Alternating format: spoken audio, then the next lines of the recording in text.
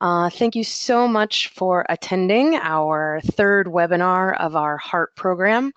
I guess I'll get started with the introductions. I am Stacy Bowe, training coordinator for the Smithsonian Cultural Rescue Initiative, and I'm here with Ella Weiner, who is our training project assistant, who is providing technical backup. So thanks so much for, again, joining us today.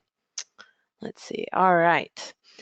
So just to get everyone on the same page, some of you might be attending one of our webinars for the first time. So I just wanted to provide a little bit of preliminary information. HEART stands for Heritage Emergency and Response Training, which is a week-long program sponsored by the Heritage Emergency National Task Force and hosted by the Smithsonian Cultural Rescue Initiative.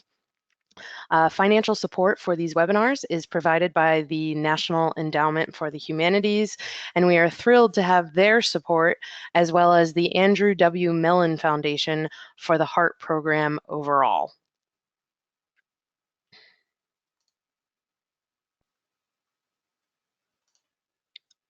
All right.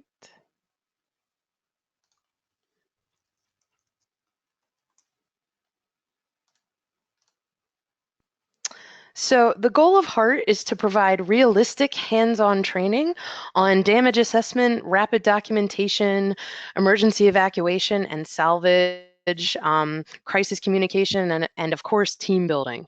And this 5-part webinar series builds upon the in-person HEART program, which we held for the first time last November.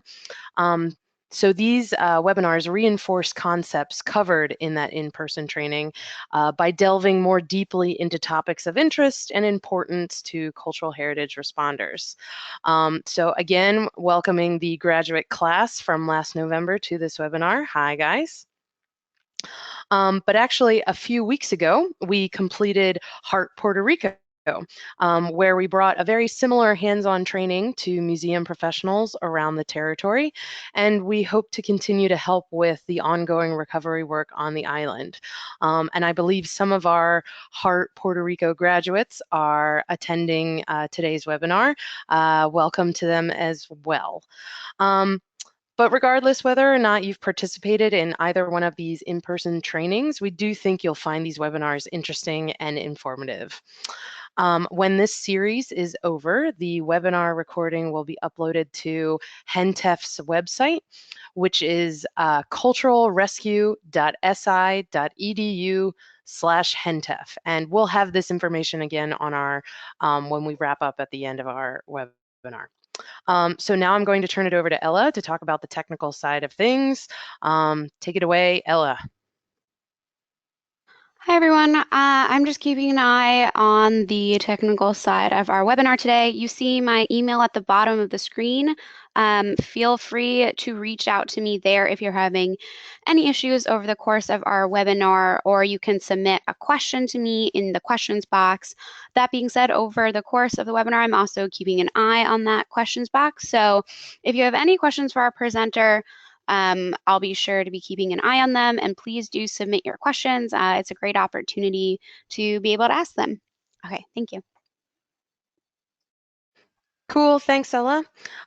So now turning it over to our webinar presenter today, that is Deirdre McCarthy, who is Chief of the Cultural Resources GIS Facility of the National Park Service in Washington, D.C., which is the only office within the National Park Service dedicated to applying GIS to cultural resource management and planning. There, Deirdre focuses primarily on helping state and tribal historic preservation offices and national park units integrate both GIS and GPS into their traditional preservation activities. One of her notable accomplishments is that she led a team to create National Park Service cultural resource spatial data transfer standards to help facilitate data exchange, enhancing cultural resource management, and serving as a foundation for a National Park Service Cultural Resource Enterprise data set. And these standards and this data set will allow the National Park Service to respond to natural and man-made disasters more quickly and efficiently, which is definitely something we look forward to hearing more about. So thank you again, Deidre, for agreeing to be one of our webinar presenters today. I now turn it over to you. Great, thank you so much. I appreciate the opportunity to do this, and I'm excited. I think everybody should be able to see my screen. Is that working for everybody? So yep, thank you. Coming in loud and clear. Yep. Great, perfect. So thanks everybody for coming, and I appreciate the fantastic introduction there. It makes me sound so much better than I am. But let me give you, just to follow up on that, a quick overview of what the Cultural Resource GIS facility is and does. As Stacy mentioned, we are the only office within the Park Service that's just working on cultural resources and GIS. There's plenty of other offices in the Park Service that do GIS. They just don't necessarily focus entirely on cultural resources, which is great for us because we get to play in all the parks and we get to play outside the parks too. So we do a lot of work with states and tribes and local governments trying to help them sort of automate their cultural resource data through a variety of ways in GIS and using GPS. So today I thought for our purposes here, what we would cover is a little bit of what is GIS and GPS in general, just so that we're all using the same words and we all know what we're talking about. And then we'll sort of look at how do we apply these kinds of spatial technologies to preservation in general, and move on to sort of talk about how do we then look at historic preservation in emergency situations and how do we apply these technologies there. And as Stacy mentioned again, the spatial data standards are really important to help us do all of this stuff, and things like data sharing agreements where we can set up well ahead of a disaster, you know, who's responsible for what and how do I share my data. Those are very important.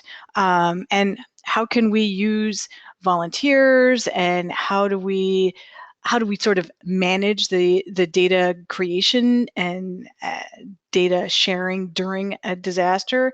And we'll also sort of kind of look at, you know, what's coming down the line in terms of emerging technologies and how they can help us as we apply these kinds of things to disaster response. So in general, we can jump in and talk about GIS first off. And as Ella mentioned, I'll just point out to everybody, if you have a question and you're, you know, getting confused or whatever partway through, please be sure to write it in the question box, and because if you have a question, other people have questions. So I'm happy to stop and answer your questions as we go so that everybody is keeping up. GIS in general. So if you're not familiar with GIS, this is sort of what it looks like. And we think of it as, oh, here's a piece of software that shows me where stuff is. Well, it's a little bit more than that. I like to think of it as databases attached to the maps. So while I can find stuff on the maps, I can figure out what each one of those things on the map is. That way I can do a whole lot of analysis and start to ask questions that go down through all of my various different data layers. So if I were to take a real world scenario, such as this image over here, I'm gonna break up all these little things into various different layers, and each one of those layers is gonna contain the same stuff. So I'll have streets in a data layer, I'll have roads, I'll have rivers, all in different data layers, and I stack them up on top of each other, which is what you see here in this image of my screen, so that you can see each one of those different data layers is now able to talk to each other. So very helpful. And again, behind each one of these data layers is essentially a database of information that tells me what each one of these things is. So it's really helpful in terms of performing any kind of analysis and to ask any kinds of questions. Now, how do I get my data into the GIS? Well, one way is through GPS. And we're all pretty familiar with GPS. Everybody's got it on their phone, they've got it in their car, but what is it really doing?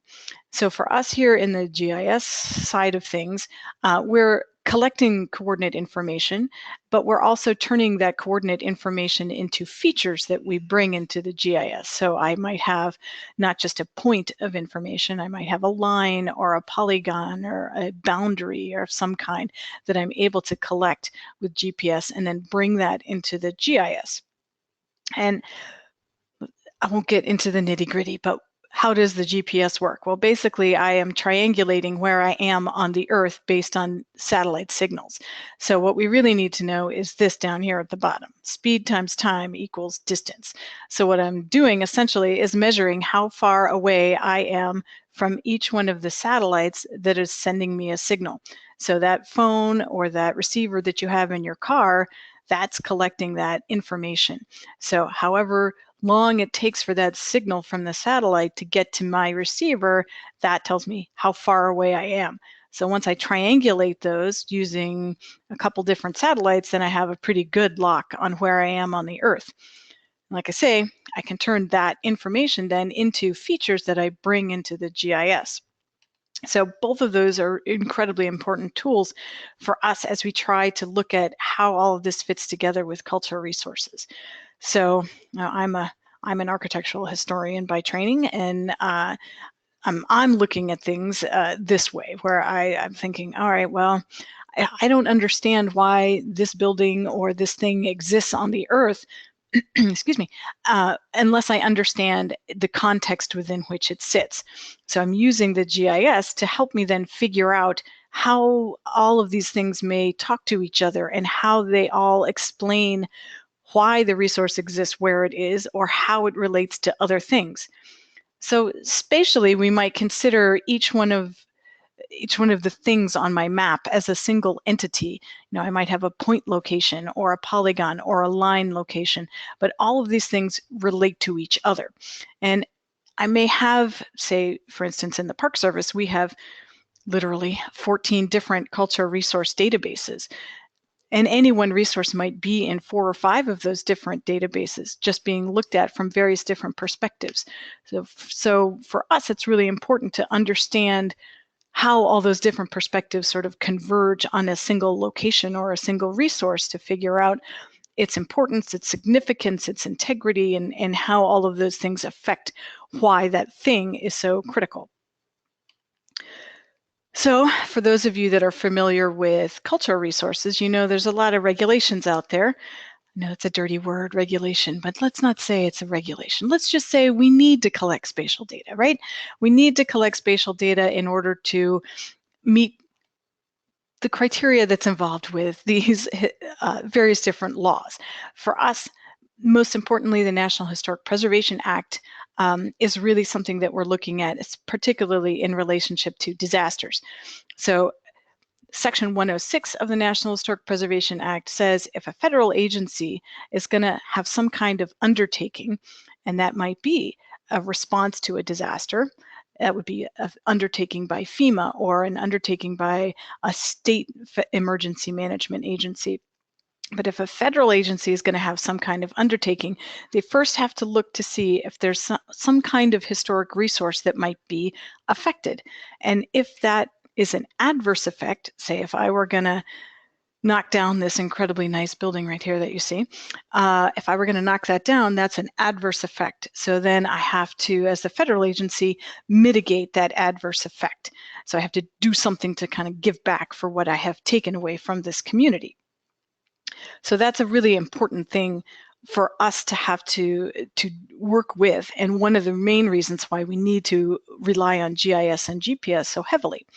And again, I'm an architectural historian, so I think of these things, these technologies, as just other tools that I add to sort of the standard toolbox of things that I have, in addition to my tape measure or in addition to a giant clipboard in order to draw things on or something like that. I'm adding these as just other tools that help me to capture information and to display information and to interpret information in different ways.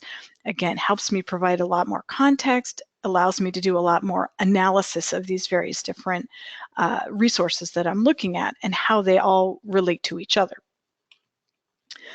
So let's talk a little bit then about just sort of in general, cultural resource data and how we want to look at this involving GIS in general.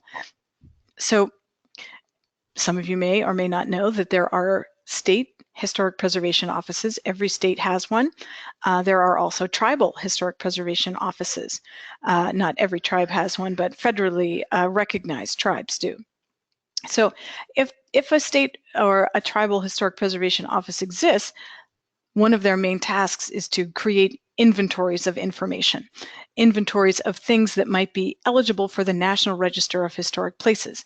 That National Register of Historic Places is kept by the Park Service. That's sort of our national inventory of stuff that is significant historically, has some kind of integrity left, is something that we want to preserve. Being on the National Register doesn't mean I can't bulldoze that building tomorrow. It just means that I'm going to be eligible for any kind of mitigation as a result of Section 106, for instance. So these states and tribes, they keep track of their various different inventories. They nominate things to the National Register from those inventories. So there may be many more things that a state or a tribe tracks other than what gets listed on the National Register. So you can see, for instance, down here at the bottom, the National Register has over 90,000 entries that include many more resources than that, because many of those entries are districts, and inside those historic districts, I have contributing resources. So I have about over 1 million things listed on the National Register of Historic Places. Again, that comes from the states and the tribes' inventories, and they nominate that kind of those resources for us. So that's a really important aspect that we need to deal with. If I had all that inventory information inside a GIS, that would be fantastic. That would mean I would be able to figure out, okay, if we're going to build a road right here, what am I going to impact? If I'm going to be impacted by sea level rise, what resources might be inundated? That kind of thing. So incredibly important to have this kind of information inside a GIS. I can use other kinds of information. You might have heard about LiDAR data. This is LiDAR data right here. This is something that is relatively new-ish for us, but is incredibly helpful in terms of reading a landscape.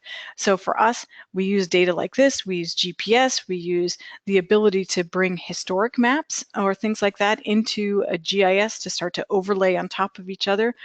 All of these things are used in conjunction to allow us to start picking out features and seeing, okay, well, this is something that I can see on this LiDAR data. I don't see it in other maps. I don't see it on the landscape today, but I can see it through this data. It allows me to find something that I might not have been able to find before and be able to track all this information. It's incredibly important. These tools are incredibly helpful to us as we try to sort of manage our landscapes and manage these resources better. So again, on that sort of idea of managing our resources, the GIS is certainly going to help us to kind of steward these resources. So if I can get information into that database that's attached to a map, then I have much better and more concrete ways of understanding. Here's a historic fortification. It's now stuck next to this hospital, these streets, these other things over here. How are those going to impact this historic resource? And I can see in much more detail how the current landscape is affecting a historic landscape. I can better understand what I need to take care of in terms of how do I preserve what's left of this thing. It also is going to help us as we're trying to interpret these sites. So if I've got the GIS out there and I've collected information through GPS or other means, I've started to overlay all this information on top of each other. Now I have a better a better sense, a better way to start to document all of the various different elements that I might find, say, on a historic map. Where are they on my current landscape? What's left of those resources that I can see today, and how do I do some interpretation of these? How do I open this up to the public? How do I steward this resource itself to make sure it doesn't get damaged? These are all part of how I'm going to use the GIS and the GPS just in general in terms of managing, interpreting, and stewarding my resources. So let's take a turn now and look at how all of this is going to relate to sort of the emergency side of things. So if we think about how I'm using the GIS and the GPS in general, let's take a look at what are the various different phases of sort of my emergency management and how I can slide those tools into how I'm going about dealing with my emergency in general. So I've got a number of different phases that I deal with throughout any emergency. So I've got pre-disaster kinds of actions I'm going to take. I'm going to have an initial response to any kind of disaster. I'm going to have that mitigation phase where I sort of give back for what I have had to take away. I'm going to have a recovery phase. I'm going to have long-term management. All of these are going to be part of how I'm addressing the situation on the ground and how I'm dealing with what has happened to my community, to my landscape, to my whatever, and I'm going to use the GIS and the GPS to help me. So one of the things that I was pretty heavily involved with was Hurricane Katrina, and that, I know that sounds like a long time ago, but it wasn't too long ago in terms of technology, but we created for FEMA a way to use GIS and GPS to really help facilitate the recovery, the response, and even mitigation and long-term management in terms of the cultural resources that were affected by Katrina. As you may remember, that hit New Orleans. There's nothing historic in New Orleans, right? Just a few things. So we wanted to be sure that we had a way to deal with this kind of a way to document what was being affected. The same kind of strategy, the same kind of methodology can be applied to other hurricanes, other natural disasters. Same thing was applied to the Gulf oil spill, as you may recall, a few years later. Same thing can be applied to Hurricane Maria, Irma, that kind of thing right now. So if we take a look at Louisiana, if we take a look at New Orleans, pre-disaster, this is what it looked like in terms of its GIS. So up here in this corner, you'll see this is a screenshot of what GIS data was available before Katrina at the State Historic Preservation Office. They had 19,000 point locations for resources in the state, not just New Orleans. Not a lot of data when you really think about it.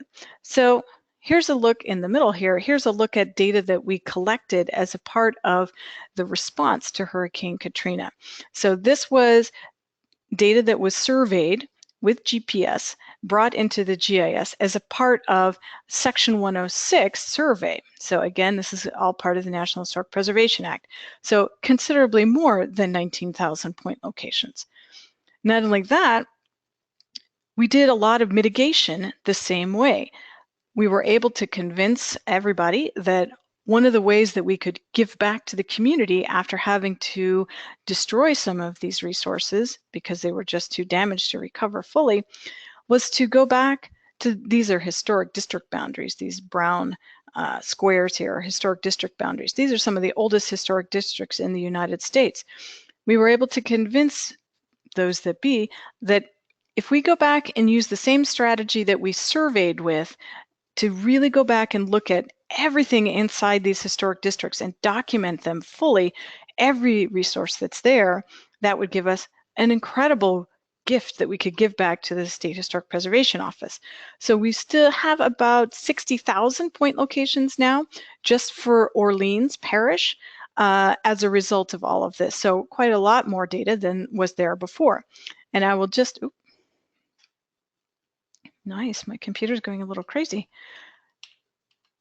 But I would just point out that still today, in 2018, the FEMA field office in New Orleans is still there, and it's still working on Katrina-related demolition. So we're still actually adding to this information. This information, again, goes back to the state. It goes back to the city of New Orleans. So again, it becomes something that we can use. So if we take a closer look at sort of the survey part of this, as I said, FEMA requested that we come and help develop a strategy to identify and then evaluate all of those properties that might be adversely affected or even affected to see if they were eligible for the National Register in and around New Orleans. So we came up with a strategy to go out with a GPS receiver, collect information in the GPS receiver about all of those resources out there in the field, bring that into the GIS where people could sit down with the State Historic Preservation Office and say, yep, that's historic, no, that's not.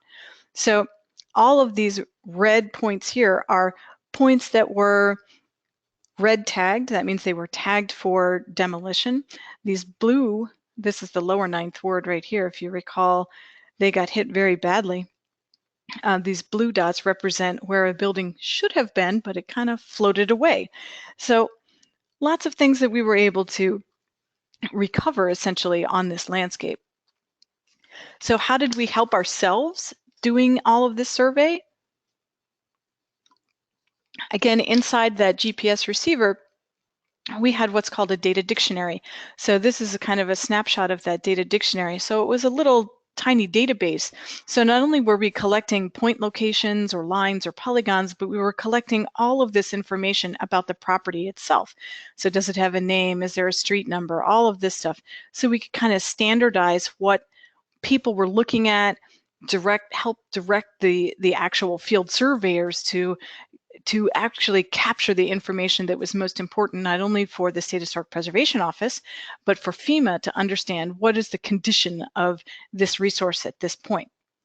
Again, the data dictionary provided really nice structure to the survey. So we didn't have misspelled words. We didn't have people coming up with their own terminology. We had menus and things like that. So it made the data entry and data collection much faster.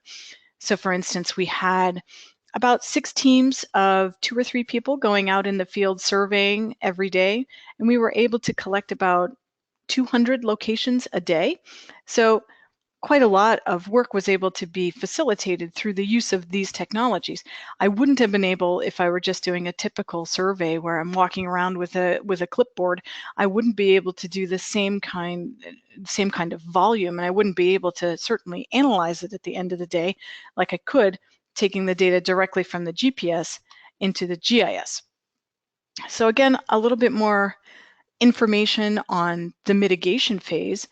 So after we collected all of that information and determined what was eligible for the National Register, what wasn't eligible for the National Register, what was an adverse effect, things like that, after we'd had some discussions with the State Historic Preservation Office about what was important, what was indeed going to have to be demolished, things like that, now we're ready to do this mitigation.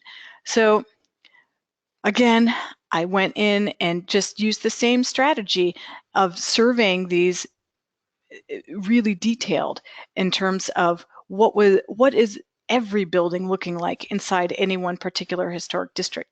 So this image straight down here at the bottom is just zoomed in a little bit so you can see all the various different point locations that we created as a result of all of this.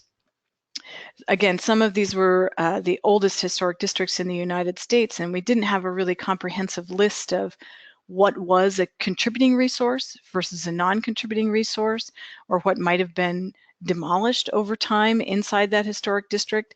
So now we're going back, providing all this information to the State Historic Preservation Office so that just in case there's another hurricane, can't imagine there would be another hurricane in the Gulf, right? So just in case there's another hurricane, now they don't have to resurvey all this stuff. They've got something. Now they can just go back out and check to see if that stuff is still there. So in terms of going beyond just the mitigation and into the recovery, now I'm looking here at a snapshot of that database that sits behind this locational information. So I've got all that same information that I collected in my GPS receiver. You can see right here, I even have an ID that was created as a part of it going out to, being collected with the GPS information, in addition to all these other fields of information. Now I have all of this integrated into my GIS. Now it's a planning tool. So local planners can look at this to figure out, where are we going to focus recovery efforts if I'm going to be restoring or reconstructing things? Where can I place, dumpsters, or where can I stage things for any kind of reconstruction that I'm gonna be working on? I can also now look at this and see, where can I target any kind of grants or tax incentives that might be, now some of these buildings might be eligible for those grants or those tax incentives that came about because of the hurricane. Now I can figure out and tag those kinds of things to say, oh, yep, that got a grant. Nope, that didn't get a grant. This is not eligible for a grant, or this is eligible for a grant. So now I've got a planning tool in addition to an inventory, in addition to a way to mitigate, in addition to a way to interpret these resources.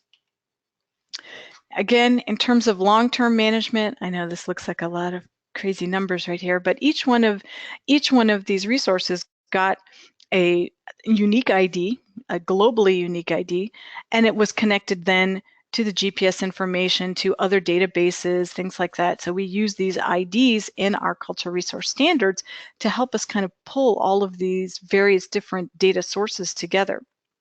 So what did we get out of all of this? So we need to have and create good digital data. That's the bottom line. That's what we learned from Katrina, to establish cultural resource spatial data standards. We need to have some good data to start with.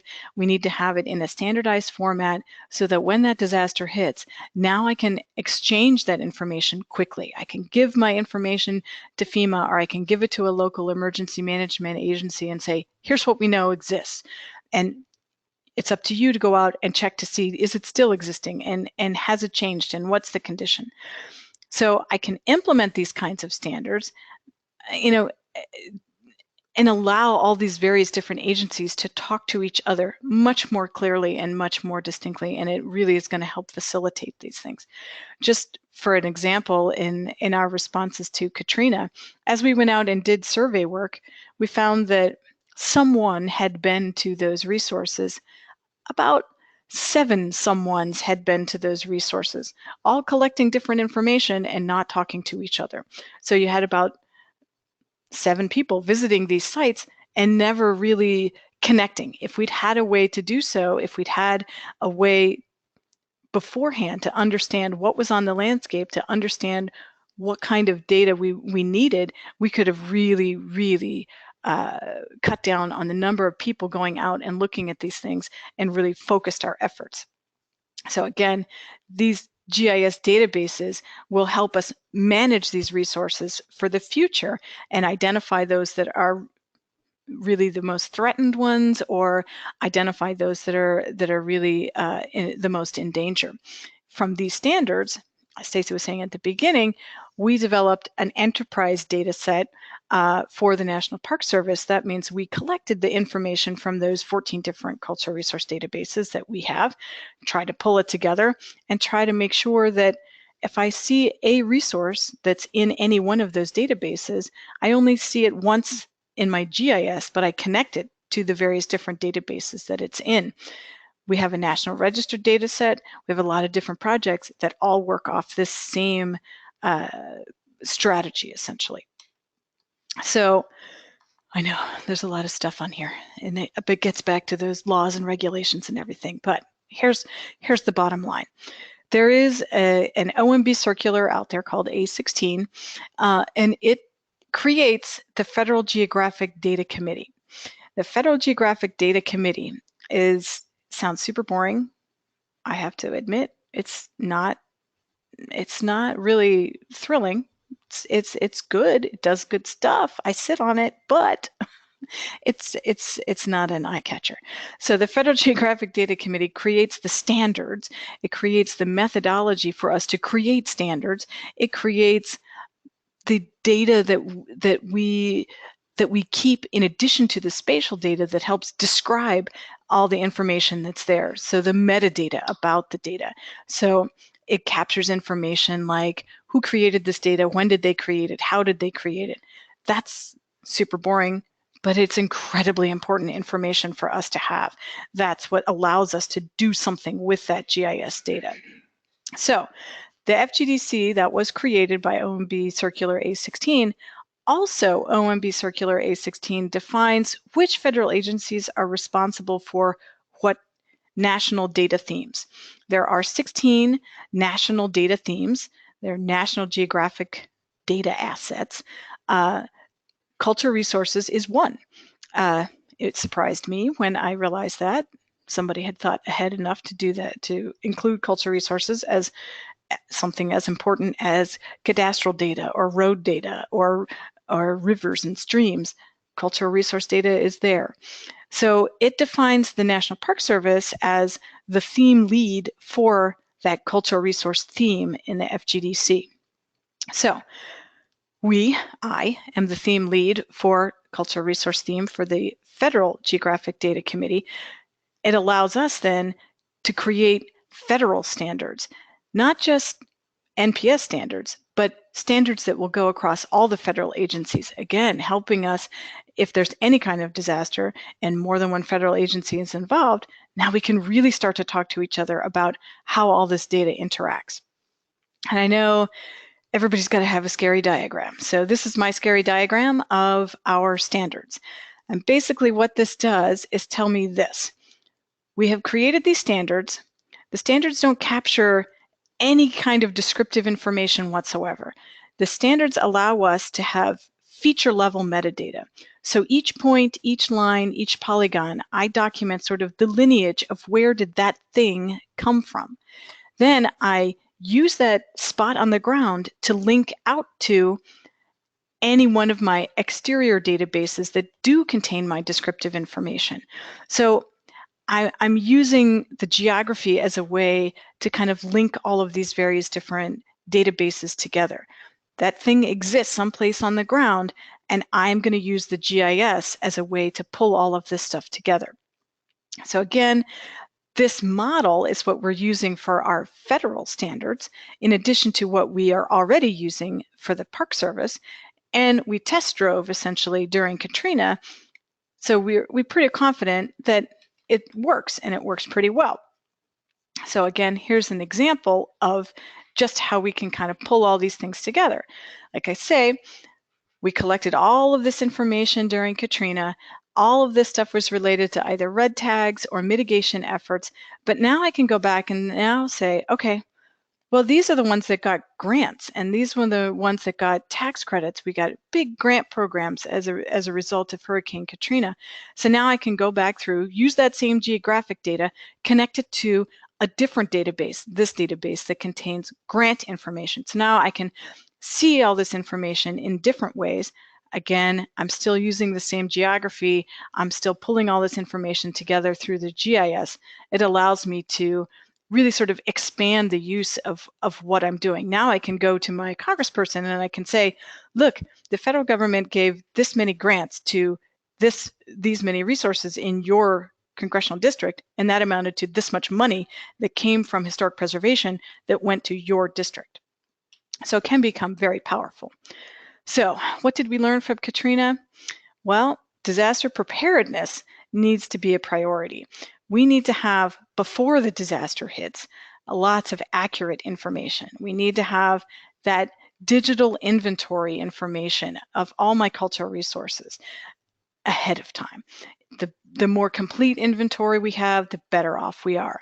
If there's a need to establish some kind of infrastructure, some workflow, I need to do that pre-disaster.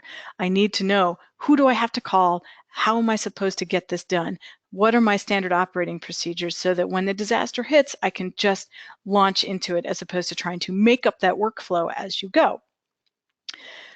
So again, in the disaster response, we learned that sharing data and communicating is incredibly important. Like I say, all those people visiting the same resource and not talking to each other, think of the data that was lost.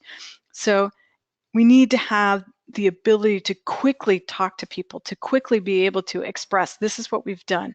So if I have data that's in a standard, I can very quickly share it in a format that other people can use, that other people know how to deal with it and know what they can do with it. So again, this is where those data sharing agreements come into play. So here I can say, all right, so I've shared with you this data, but I need you never to share this with other people because it has sensitive archaeological resources in it or something like that. So I need to have those agreements in place so that I feel secure about handing somebody else data that they may not want to or be able to release. I need to have also some personnel that's familiar with both the technology and the cultural resource needs. So it's great if I have IT people, but the IT people don't necessarily always understand what I, the cultural resource person, am trying to do with that technology. So to have somebody that kind of speaks both languages, incredibly important. So the bottom line is documentation of the resources, either traditionally through photos, through drawings, through histories, or digitally through the locations that we created. That's the only way I'm going to guarantee the preservation of these resources. I can't guarantee anything any other way. So if we're looking at today, right, these were lessons that we learned in Katrina. That was a while ago, right? So if we apply that to today, we're dealing with Harvey, Irma, Maria. So we're still looking at, okay, how do I deal with the destruction that comes about as a result of these hurricanes? So where am I with disaster preparedness? Yep, still there. I still need to have digital inventories created. Some of the places that got hit hardest by Irma and Maria did not have good inventories. I need to have those inventories in place. I still don't have that in all the states out there. I still don't have that everywhere I need it. GIS is more widespread than it was during Katrina, but I still don't have all of that stuff. We do now have a unified federal environmental and historic preservation review process. So we do have that sort of structure, that workflow that we can turn to. So that's a plus. In terms of disaster response, where are we with sharing data and communicating? It's always going to be critical. Now we have those standards, though. Now we have ways to facilitate the sharing of data. We still need to work on those data sharing agreements to ensure security of our data. Who owns it? When? How can I share this information effectively? And we still need to have personnel that are familiar with both the technology and the cultural resources. And I'm still down to documenting the resource. There's no two ways about it. I still have to document the resource in order to be able to fully preserve it. So we learned a lot, but we haven't been able to implement everything that we did learn when we were dealing with Katrina. So in terms of where's the technology going? Well, I got a lot of new technology, right? I got all kinds of things that I can now use. We're 12 years down the line. These things didn't exist at the time. I didn't have a smartphone. I didn't have Google Earth. It didn't exist at the time. I didn't have ways to share my data that I do now.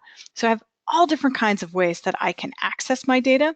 Now I have all kinds of portals that I can go to, not just for cultural resource data, but for other data. We have, this is through the FGDC has GeoPlatform. This is an official government data website, but there's other state clearinghouses. There's all kinds of places that I can go to get information.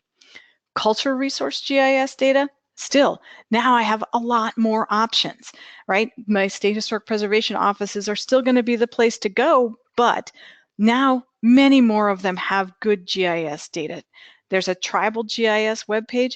They have great information and great contacts, and many of the tribes are much further ahead than the states even on putting their data into GIS. So there's a lot going on there. Other things, other places we can go, even the Park Service. This is the National Register data set that we have created. You can get to this directly off of our webpage. So I can come here, I can find this information. This did not exist when we were dealing with Katrina. So very helpful now, and is something that we share actively with FEMA, they have a live connection to our National Register data rather than having to come to our webpage and look through any other sorts of tools to get there. Other stuff, other places that I can go. There's all kinds of web pages out there. The company that makes the GIS software, ESRI, now has this living atlas of the world. This is a fantastic data resource. There's all kinds of historic and current data in here that you can get. It's free, right? So I can go, I can download information, I can connect directly to information. There's all kinds of ways for me to get to this stuff. I have Digital Globe where I can look at imagery. I have my official government data sources like GeoPlatform or data.gov. I have a national atlas, all different kinds of sources like this that didn't exist at the time of Katrina that now do. So I have a lot more information at my fingertips. All kinds of new possibilities. Remember I said we now use LiDAR because it does all kinds of stuff for us. Yes, it does. But there's sort of bird's eye view LiDAR that we use to create maps like this, but there's 3D scanning. There's all kinds of tools that we have now to create entire landscapes that I can, again, bring into the GIS. I have tools like this city engine that is nothing but a way for me to do 3D GIS. It allows me to model how things are going to be affecting a landscape, affecting a cityscape, and without me having to actually go through the hurricane, I can model what would happen. So all kinds of things like this. I have ArcGIS Online. This again is something that is offered to me by the company that makes the GIS software. Again, allows me to get to data, allows me to get to all kinds of other things that just weren't possible when we were dealing with Katrina. Other sorts of free GIS tools that I have. Well, there's a free GIS software called ArcGIS Explorer. This is made by the same company that makes the main GIS data, ArcGIS tool, right? This is free. It's not going to allow me to do all of the same analysis, but it is free. It allows me to see stuff. It allows me to draw things. It allows me to start creating that database. Now I can start to use some of these tools without having to necessarily cost anything. I'm sure everybody is familiar with Google Earth, right? That, like I say, did not exist when we were dealing with Katrina. How about Street View inside Google Earth? This is a surveyor's dream. For me to be able to digitally walk down a street, very, very cool. Now I have the ability to kind of survey without having to actually put boots on the ground. The imagery here gets updated very quickly. And you can see there's always this time slider in Google Earth that will allow me to go back to historic imagery. Web-based GIS. Oh my gosh, if we'd have had this during Katrina, this would be fantastic. This allows me, of course, to interact with my data over the web. So now I don't need GIS software, I just need a web browser. If I can get to an internet connection, I can get to the GIS data. This is the City of DC's GIS web application. It's fantastic. It allows me to look at the historic versus the current landscape. It's wonderful. So I have these kinds of tools, these galleries, these web app builders that allow me to look and see what's out there, but also create my own. And I don't have to be a programmer to do this. A lot of this stuff is straight out of the box. The story maps, fantastic. These just didn't exist until about 5 years ago, but this is where interpretation is going in terms of how am I going to tell my story. This is a story map that we created just to look at those resources that were documented by the Historic American Building Survey, Historic American Engineering Record, Historic American Landscape Survey, just focusing on Irma and Maria. So we really touched on everything that got hit by these hurricanes in the Virgin Islands, in Puerto Rico, and Florida. These are the tracks of the hurricane as you go. So I can step through this story map to see what was there before, what was there after, how were they impacted. It's a very cool way for me to be able to apply these technologies to the GIS data that I have and not cost a lot, but man, it gives me a new way to interpret all of this information. Mobile applications, right? So I used a GPS receiver when I was surveying for Katrina, but now we've got all kinds of other tools. if I had a smartphone, that would be fantastic, right? So I could take a picture, I could collect the information in my smartphone. It would allow me to go out and get information much more quickly. Tablets, they didn't exist. Now they do, and it allows me that much more capability of doing GIS in the field. Same thing with collector applications. Again, this is something that is created by the same company that makes the GIS software. It allows me to do some really basic data collection, but allows me to really kind of keep track of what am I collecting. This is a mobile application that we're creating to work on a tablet that allows me to go out in the field, collect some very detailed information about resources. Survey tools are still the same though, right? So I still have my GPS unit. Now it's much more sophisticated. Now I can bring in my historic data. I can bring in imagery. I'm still collecting those points, those lines, those polygons. I'm still pushing them out to my GIS. Now I can use my phone. Now I can use my tablet. All of this stuff is out there, still available for me to use. Now they're much more sophisticated, and now I have many more options with it. So the world of surveying is getting easier, it's getting better. If you want to see our methodology, you can download it from our webpage.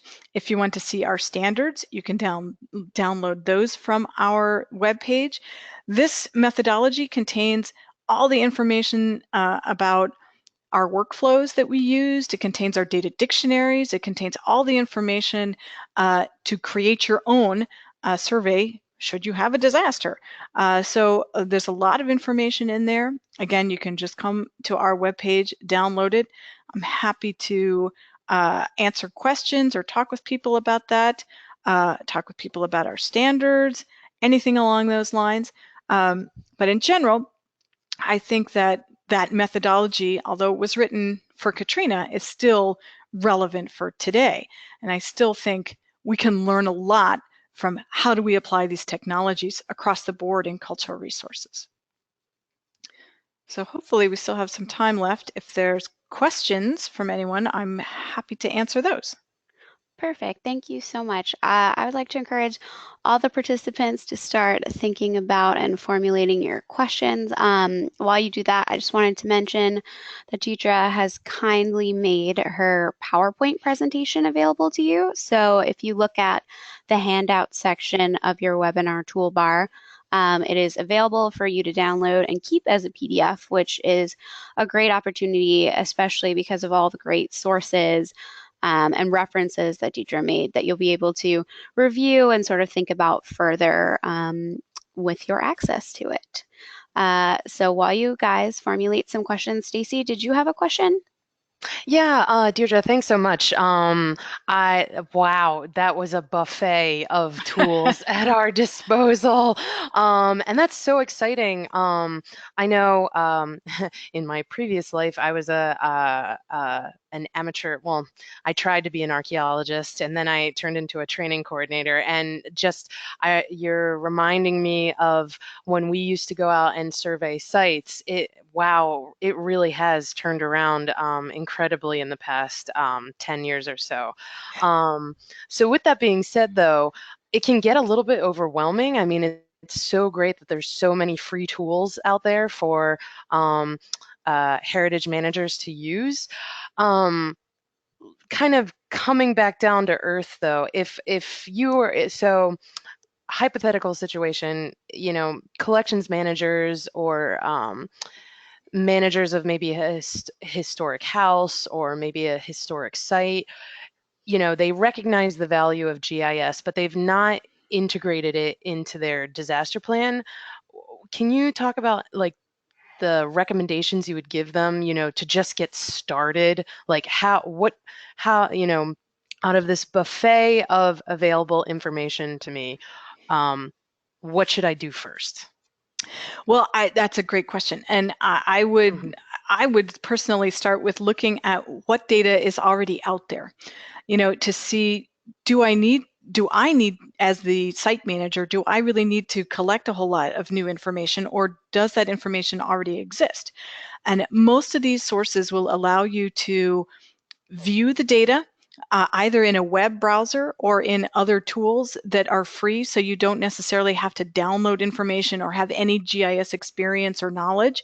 You can kind of look and scan and see, oh, okay, this does have what I want, this doesn't have what I want. So you could, for instance, look to see, okay, well, does the, I'm the manager of historic site A, and I have a plantation building on it, but I've got 24 outbuildings, and I've got a road, and I've got a formal garden that I need to deal with, and I've got, to plan for where I'm going to put a new exhibit of some kind that's going to be outside. All right, well, so now I need to look to see, can I get road information from someplace? Yes, I can. Can I get information about where the buildings are? Yep, yes, I can. Can I get imagery that shows how those buildings look today on the ground? Yep, probably.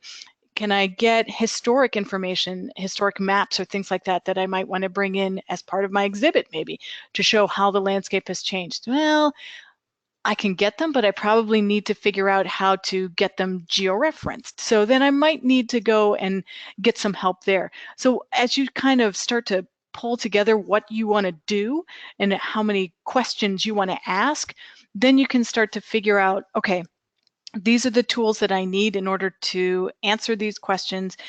Do those tools, are they going to cost me money? Do I need to hire somebody to help me with this? Is this something that I can do on the web? Is this something that I can do by myself? Do I need a piece of software? Those kinds of things. So most of the time, like I say, now that we have things like ArcGIS Online, or we have web applications or those story maps, you can get a lot of that data that's already out there, and you can get it for free. You don't need to be a GIS expert. You just need to start to figure out, what are the questions that I want to ask? Do I need GIS to answer them? And what kind of analysis might that require? So I might need to think about, what kind of information do I need to have in that database back end?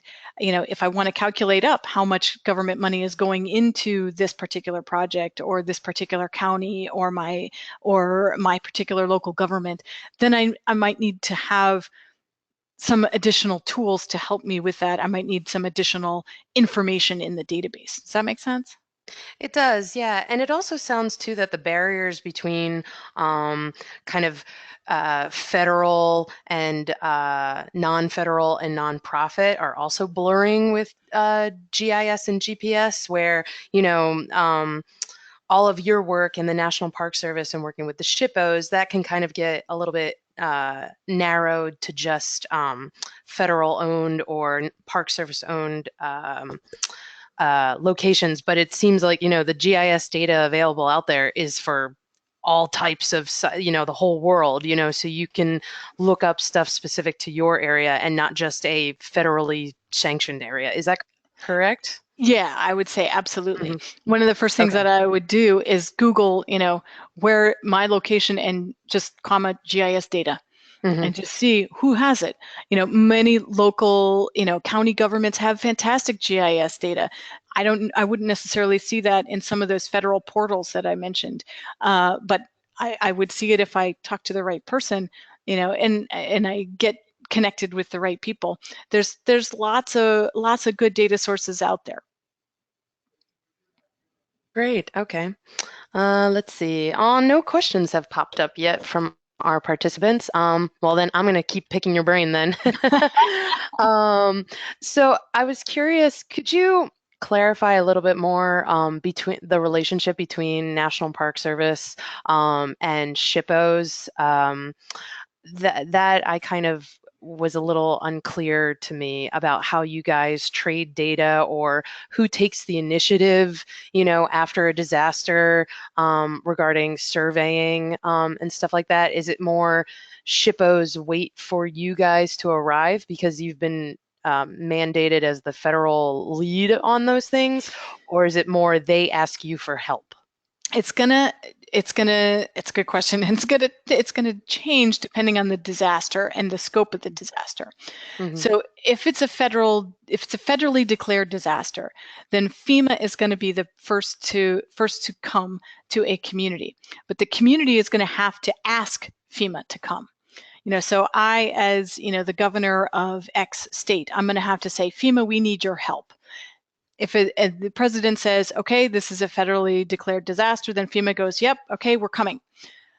Because FEMA is a federal agency, then they are providing federal money that's going to go into that local community to help build it back up and to help rebuild infrastructure, etc.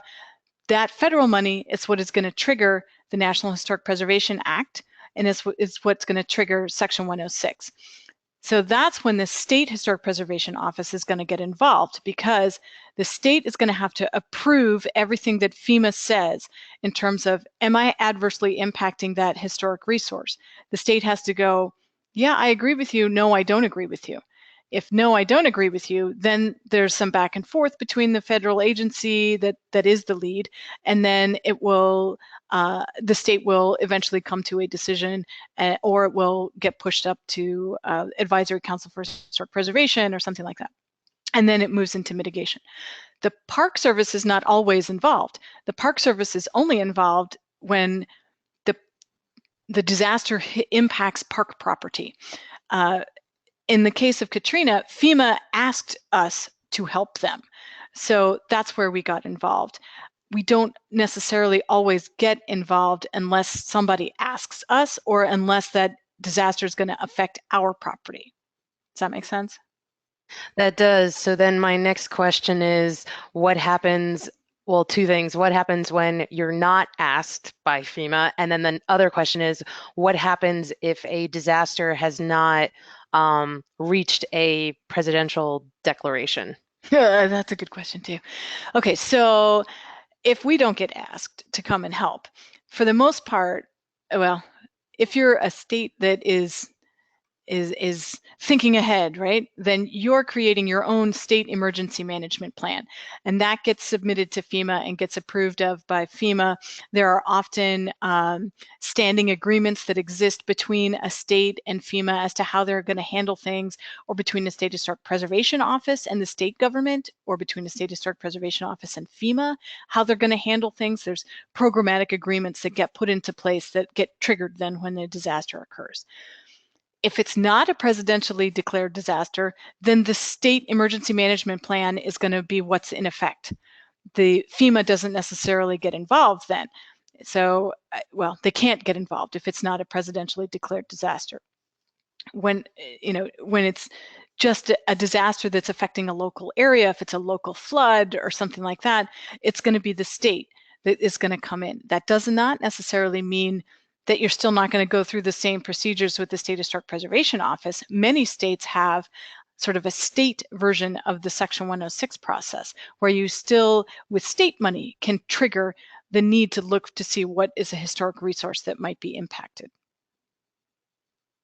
Okay, gotcha. So have you ever seen, or maybe you've already answered this, but just to make sure, have you ever seen a disaster in a state and the state's emergency plan goes into effect, but there's been no higher level federal disaster, but National Park Service land has been affected? Does that mean that the SHPO then asks you all to come down, or you guys are already going down because you know your areas have been affected? Yes, I have seen that happen. A couple years ago, there was a lot of flooding in the Midwest, and that was not a presidentially declared disaster, but it did affect a lot of the Park Service properties that were sort of along the Mississippi. So we, the Cultural Resource GIS facility, don't necessarily get called in to help. In that case, people can use our methodology if they choose to. If a park or even a local government says we need help, then there are people in the Park Service that have volunteered to be called up to be deployed if there is a disaster and people need help. So like, I'm on a list that if somebody calls up and says, gosh, we need GIS help, I can get deployed to be part of the disaster response. So there's different ways that gets handled. In general, we don't get asked to do that, but people can request. Does that make sense? It does. So kind of, the whole nothing ventured, nothing gained, ask and see what happens. Yeah, exactly, exactly. I hmm mean, Okay. it's always possible that we can provide some significant help. But again, we're quite willing to help when requested. So even if it's not a presidentially declared disaster, if somebody sends me an email that says we need some help, I'm going to help. That's always good to hear. And I'm curious, since we have some of our Heart Puerto Rico graduates in the webinar today, have you been doing any GIS work in Puerto Rico? Oh, I knew that was going to come up. Okay, so here's the dirty secret. Okay, so we created this methodology and it's available, and I sent it down there to the State Historic Preservation Office when Maria well, when Irma hit, but Maria really slammed it. So I sent it down there. We talked with them about it. They already had some pretty good GIS. They already had a strategy that they were going to go with. So they didn't really use our methodology, and that's fine. They were looking at a paper-based survey system because there wasn't any power. There wasn't a connection to internet. There wasn't Wi-Fi. All those things that makes the technology great, they didn't have. So that cool collector application that we created, we would have loved to offer it to them, but it requires you to have a connection to the internet.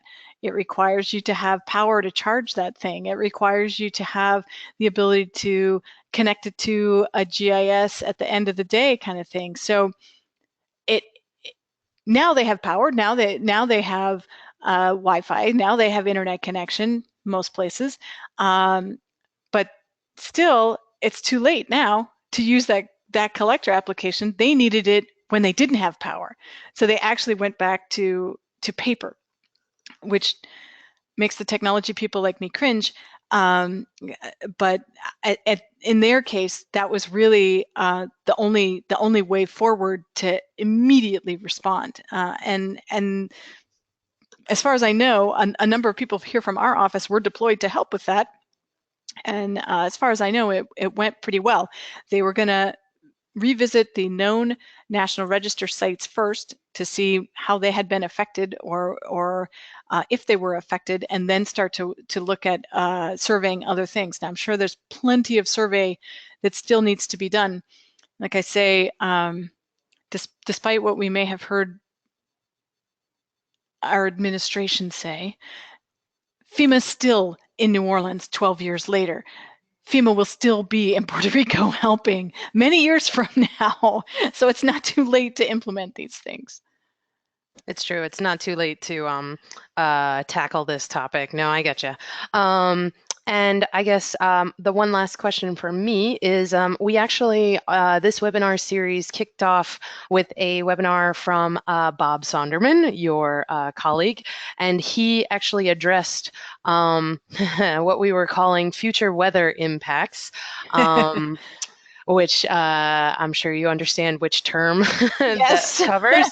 And obviously GIS and GPS factors a lot into planning and mitigating for that. And I was just Yes. curious if you wanted to share a little bit of your experience on how you've used GIS regarding that. Sure.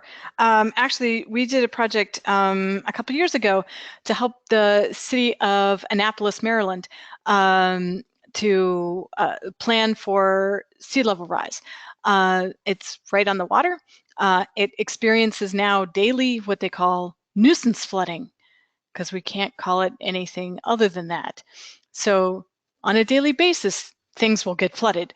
So they're trying now to figure out, okay, how can we use GIS to figure out where the most iconic streetscapes and the most iconic views are of the city of Annapolis. So let's find where those are, what people associate with Annapolis, looking at the big state house and how, or looking at the docks down by the river, what do you think of when you think of Annapolis? So we did a lot of public meetings about that. And then we can use the GIS to essentially model that in 3 dimensions. So now I can look at it and say, okay, if I have to move, say, my HVAC from the basement where it is now to the roof, because it cannot get flooded, then if I raise this building up a floor, how does that impact that view, and how does that impact what's around it?